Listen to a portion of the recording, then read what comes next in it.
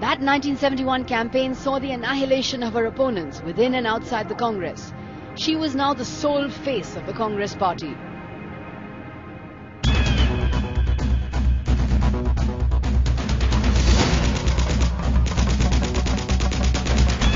In December 1971, the Third Indo-Pakistan War was ignited over the formation of an independent East Pakistan.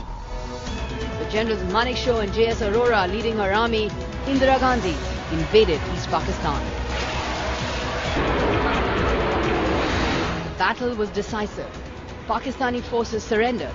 Bangladesh declared independence, and Indian forces withdrew in record time before the United States had even had time to react. हमारे पड़ोस में अब नए-नए हथियार आ रहे हैं। हम हथियार से डरते नहीं हैं, ना हम पाकिस्तान की पहली लड़ाइयों से डरे। हम ये भी नहीं कहते हैं कि पाकिस्तान को अपने बचाव के लिए हथियार न मिले, जरूर मिले, लेकिन जो लोग दे रहे हैं उनको देखना है कि पाकिस्तान को किसका खतरा है। हमला हुआ तो किस पे आज तक हुआ? कोई पाकिस्तान पर हमला हुआ? हमला हुआ हमारे ऊपर, हिंदुस्तान के।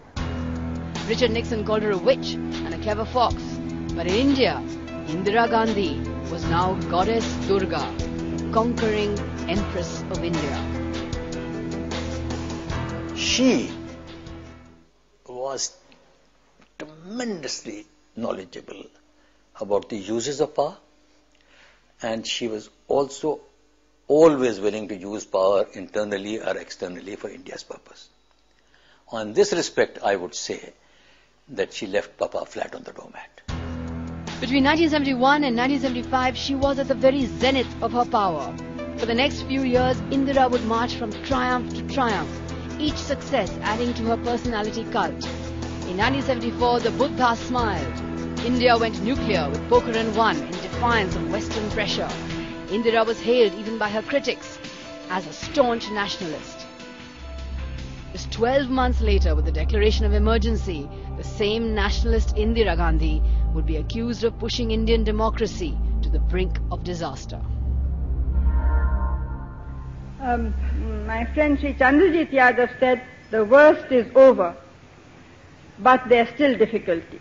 With all due respect, I would say, the worst is yet to come. We have no idea.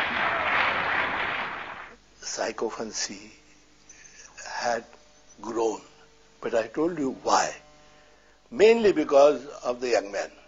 These people thought that, oh, the people have taken emergency well, and therefore we should continue with emergency. That was the argument given. Historians will probably see Indira Gandhi in two distinct phases. From 1967 to 1974, the emergence of a kind of mass leader that independent India had never seen before. A woman determined to build India as a self-reliant nation.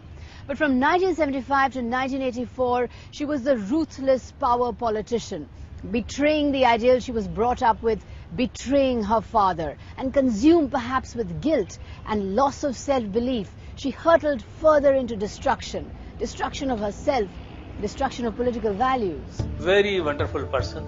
I don't think one will come across for years, generation and generations, such a person. Indira Gandhi will be remembered as a great patriot and a deeply flawed Democrat. Hero of the Bangladesh War. She'll always be remembered, in my view, as the second best Prime Minister we had, the first being her father. Indira Gandhi, a patriot who chose a tragically wrong way to execute her patriotism. In the end, she seemed to have almost willed her own death, as if to say she was no longer equal to the new India.